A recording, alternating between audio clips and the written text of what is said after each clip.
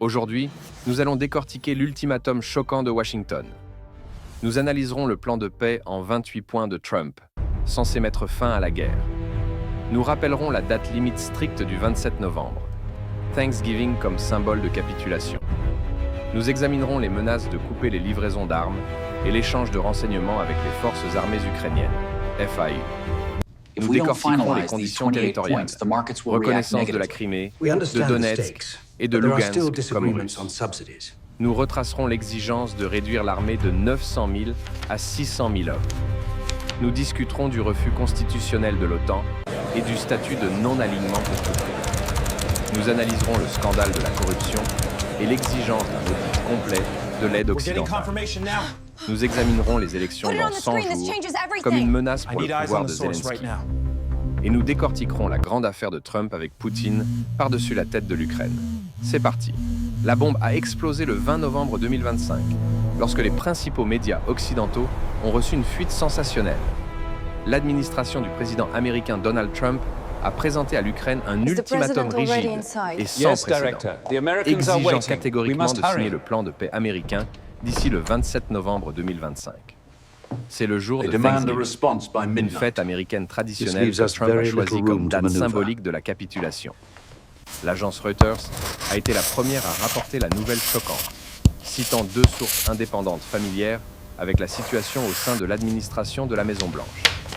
Washington a menacé Kiev de cesser complètement les livraisons d'armes et de munitions, et aussi d'arrêter immédiatement l'échange d'informations de renseignements critiques provenant des satellites et des drones.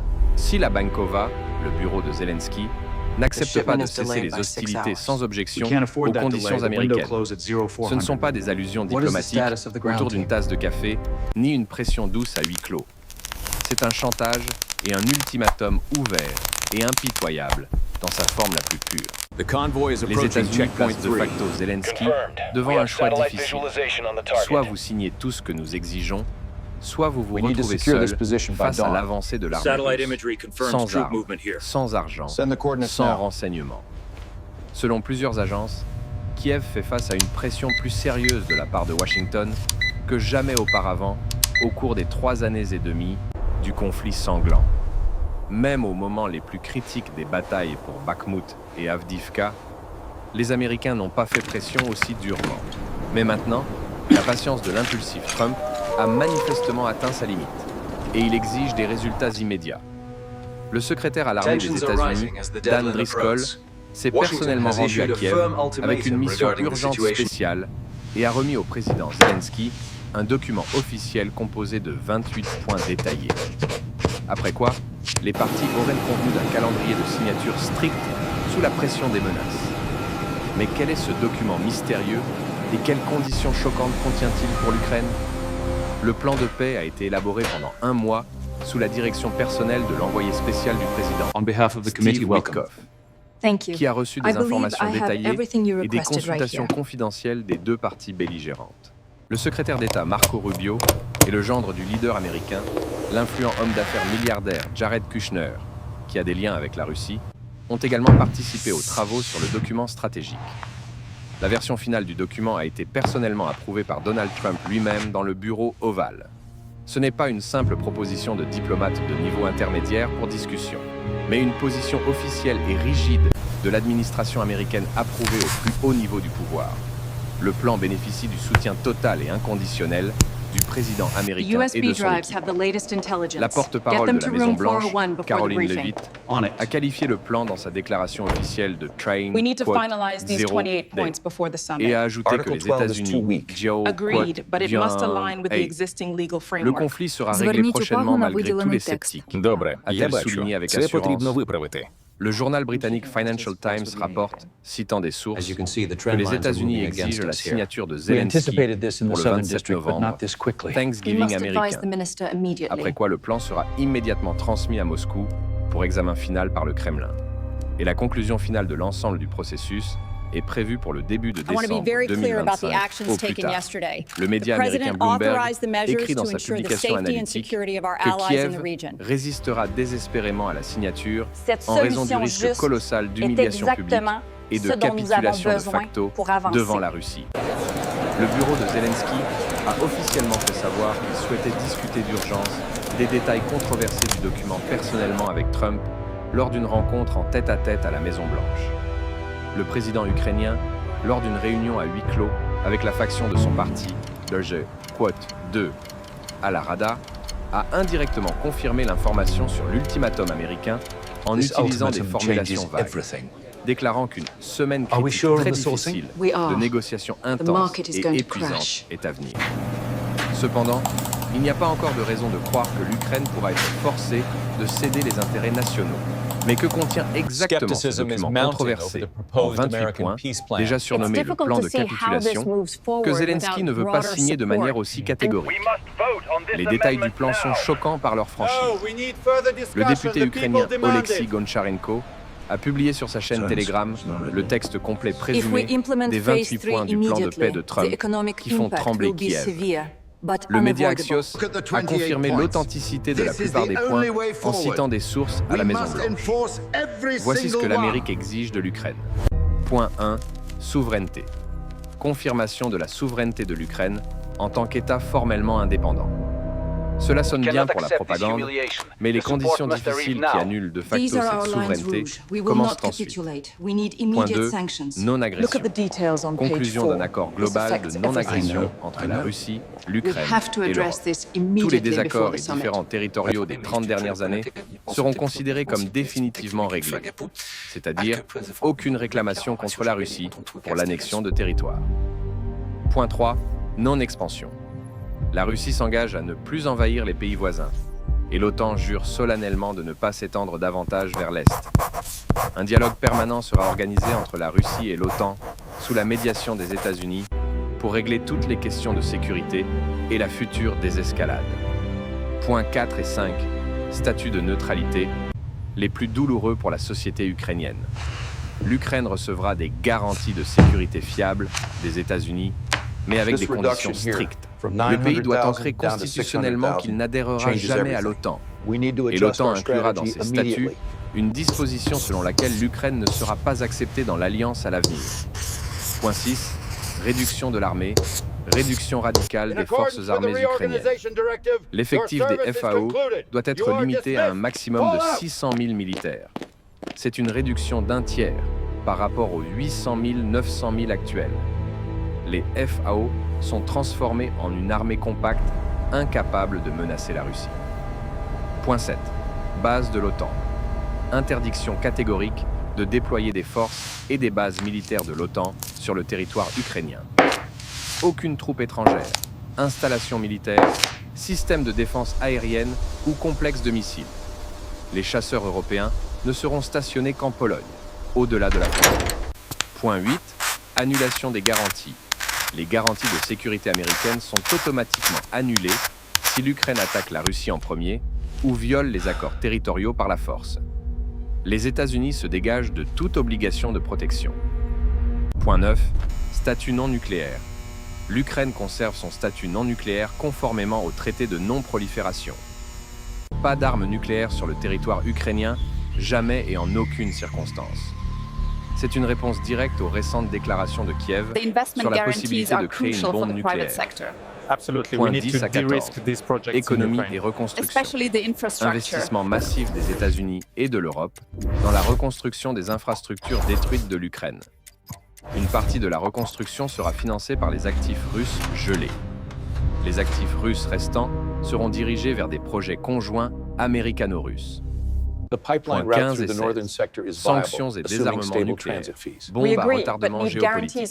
Levée progressive et échelonnée de toutes les sanctions économiques occidentales contre la Russie. Réintégration de la Fédération de Russie dans l'économie et le système financier mondial. Les États-Unis et la Russie s'accorderont pour prolonger la validité des traités de contrôle des armes nucléaires, y compris START 1. Points 17 à 20. Culture et langue. Les deux pays conviennent d'abolir toutes les mesures discriminatoires à l'encontre des citoyens de l'autre pays. Garantir les droits des médias ukrainiens et russes, la liberté de diffusion et d'éducation.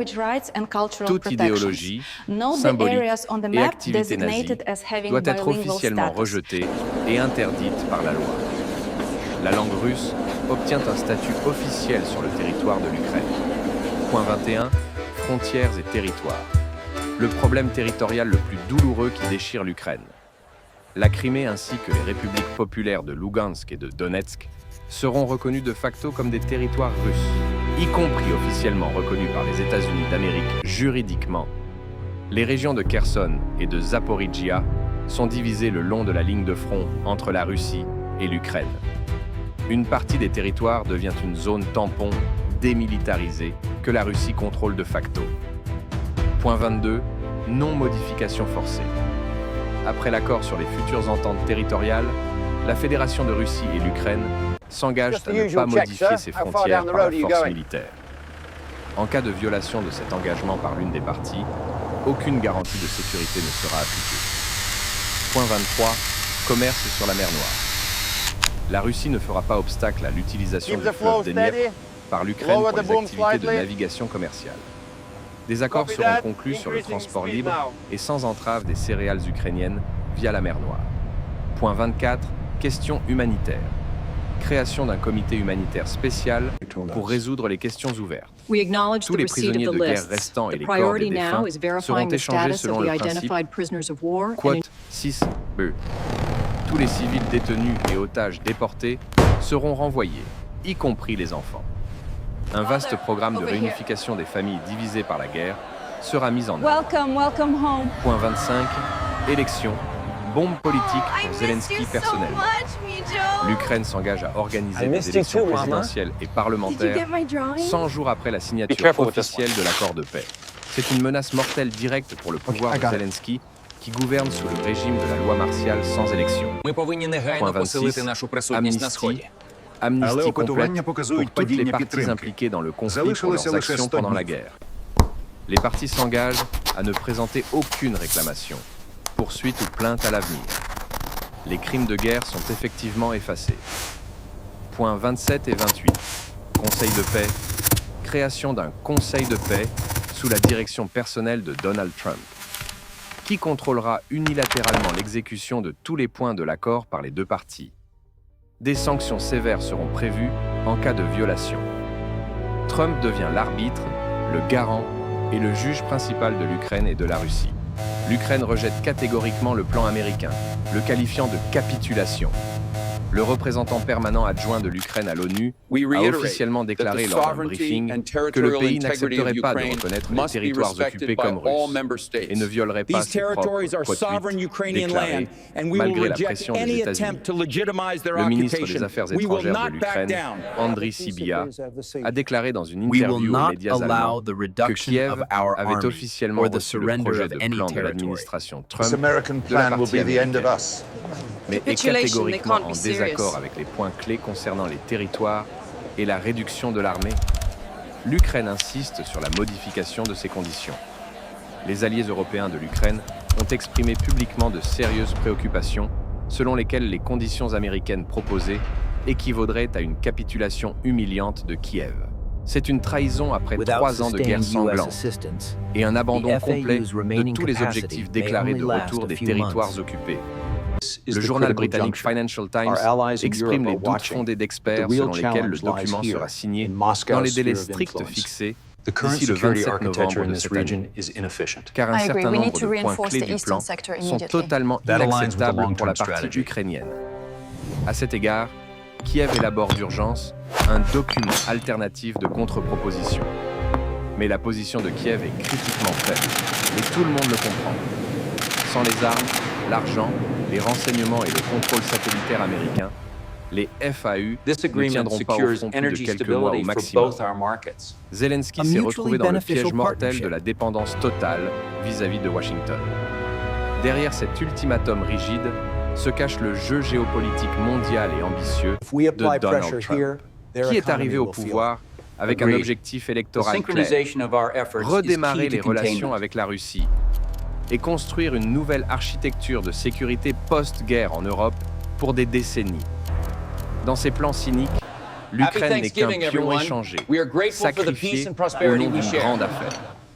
Trump veut ouvertement conclure une grande affaire historique avec Poutine sur de multiples fronts. Règlement du conflit sanglant ukrainien, levée progressive des sanctions occidentales, retour de la Russie dans la grande politique mondiale et au G8. Coopération économique mutuellement bénéfique. Pression conjointe sur la Chine montante. L'Ukraine est cyniquement sacrifiée à ses plans ambitieux et grandioses de remodelage du monde. 7 jours avant la date limite du 27 novembre, Thanksgiving. 7 jours pour décider définitivement du destin tragique de tout un pays. Zelensky signera-t-il ce plan humiliant de capitulation de facto? Ou tentera-t-il de résister désespérément jusqu'au dernier moment? En tout cas, la tragédie de l'Ukraine est une leçon cruelle pour tous les petits États. Ne devenez pas des pions dans le grand jeu géopolitique d'autrui.